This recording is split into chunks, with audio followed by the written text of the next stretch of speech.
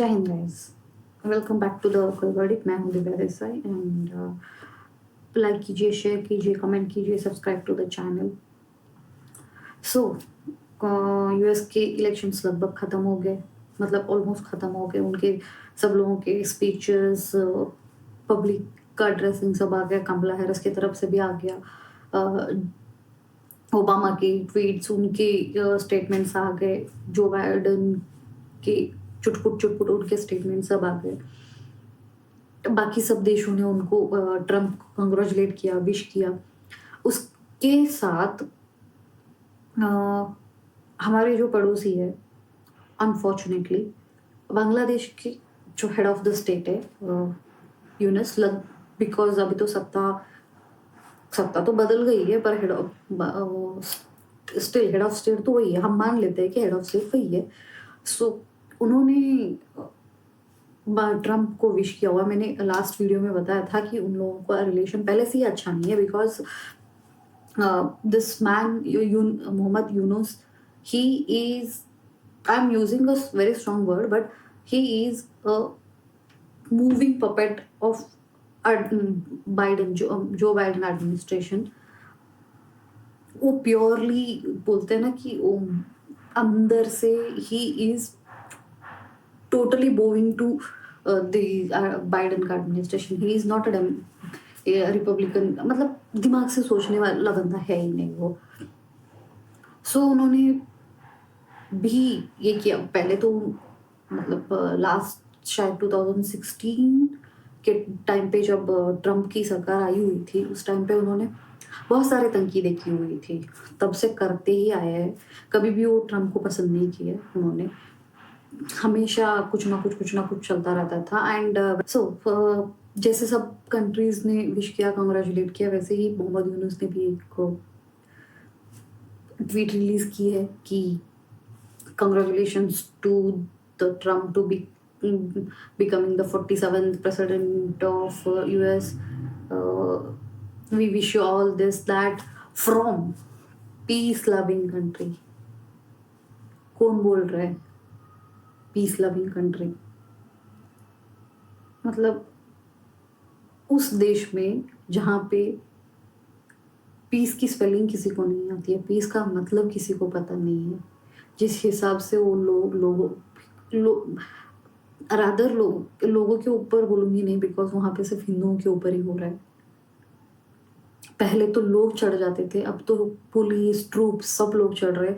हिंदुओं के मंदिर नस्तनाबूद कर रहे हो, हिंदुओं के बच्चों के साथ गलत कर रहे हो, क्या मिलता है? और ऊपर से बोल रहे हो पीस।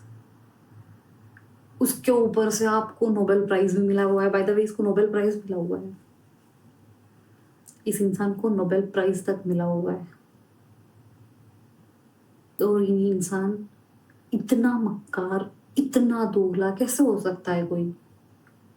मतलब मैं और एक चीज़ यहाँ पे मेंशन करना चाहूँगी, और मैं एक स्टोरी भी, एक छोटू सा इंसिडेंट है, आज सुबह ही मेरे साथ हुआ, वो मैं एंड में बताऊंगी। अगर आपको इंटरेस्ट, वो स्टोरी सुनिए। आपके आसपास भी ऐसे होता रहता है। सो एक बार प्लीज़ आप वो स्टोरी सुनिए, शायद आपको फील होगा। So I come that story in the end. उससे पहले मैं एक बात बताऊंगी। Are the Bangladeshis really forgotten what happened in 1971? मतलब 1971 की जो ढाका की लड़ाई थी, ये लोग सच में भूल गए हैं, लाइक लिटरली। क्योंकि आज जो ये लोग वहाँ के हिंदुओं के साथ कर रहे, वहाँ के मंदिर तोड़ रहे, ये चीज़ 1971 के पहले इन लोगों के साथ हुआ था। इन लोग मतलब इनके पूर्वजों के साथ, दादा परदादा, इन लोगों के साथ तो हुआ था ना। पाकिस्तानियों ने क्या किया था इन्हीं के लोगों के साथ? इनके बच्चों को मारा था, इनके जो फीमेल्स होते हैं उन पे रेप, हैरासमेंट, प्रेग्नेंट वुमन, जो प्रेग्नेंट लेडीज होती है उनके पेट में ये जो ये होती है ना, बोनेट होता है, बोनेट मार दिया था पिस्तल की वगैरह। आप लोग ये सब झेल के आए हो, आप लोगों को ये सब पेन पता है just because you are a Bengali by the way, कुछ और चीज़ नहीं था ये। आपको ये चीज़ पता है, या तो आपको पता नहीं है या तो आप भूल गए हो, या तो आपको हिस्ट्री पढ़ाई नहीं जाती है। और मैं चाहती हूँ कि इंडिया का हर एक इंसान उनको हर दिन याद दिलाए कि वो जो उनको जो देश मिला है वो इस देश की दी हुई एक गिफ्ट है। I am using very sophisticated word, I can use very bad to bad word, very creole words here, but I don't want to be mean. पर ये सही है, ये सच है कि आप लोगों को ये जो मिला है एक खैरात है इंडियन आर्मी की तरफ से। ये जो आप लोग हिंदुओं पे वहाँ पे तशद्दुद कर रहे हो, जिस धरती पे कर रहे हो, वो धरती तक आपकी खुद की नहीं थी।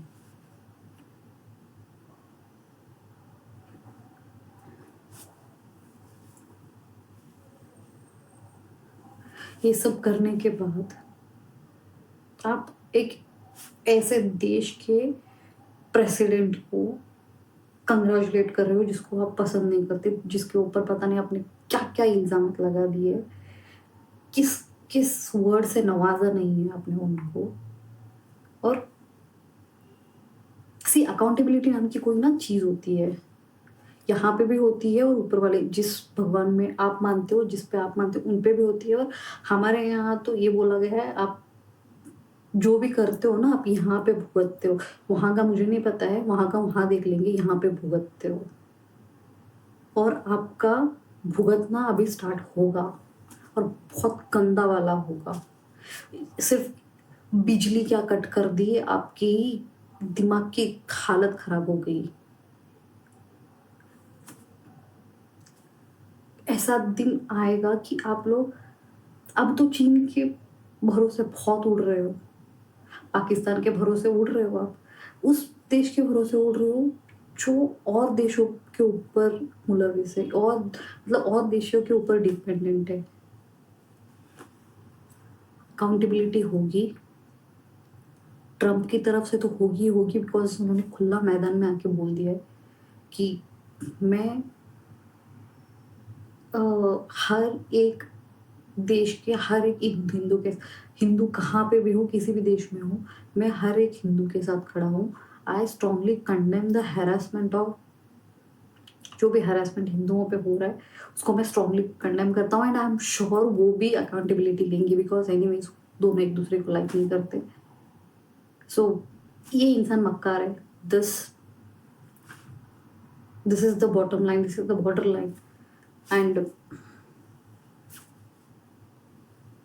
I am waiting for that moment की जो अकाउंटेबिलिटी होती है, जब जो भी रिटर्न पे मिलता है, वो बोलते हैं ना कर्मा, जब वो कर्मा मिलता है ना, वो होता कैसा है मुझे देखना है, ये बांग्लादेश के साथ जब होगा तब।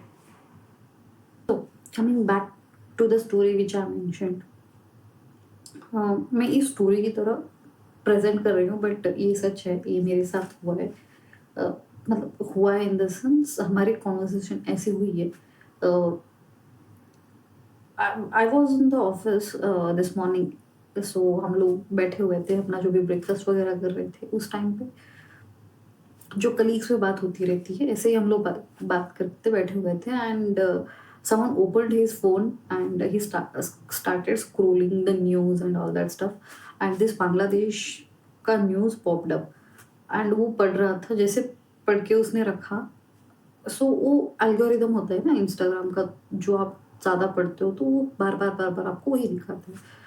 So that happened with that guy, and उसको बार बार दिखाने, मतलब इट वॉज स्क्रीनिंग ऑफन।